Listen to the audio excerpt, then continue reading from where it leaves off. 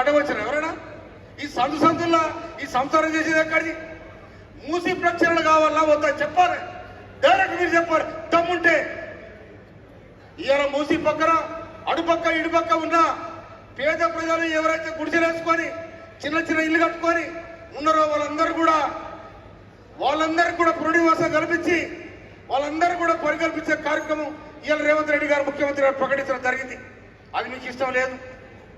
మీరు మీ హైడ్రా ద్వారా మీ బంగ్లాలు కూలిపోతాయేమని చెప్పి అటుపక్కన ఇటుపక్క ఈ ఆలోచన డైవర్ట్ చేసి రకరకాల డ్రామాలు చేస్తా ఉన్నారు. మీరు మీ డ్రామాలు నడవాయి. మూసి ప్రక్షాళన జరిగి తీరుతుంది. దానికి ఎన్ని కోట్లే. ఇంకోటి స్కామ్ అంటుండు.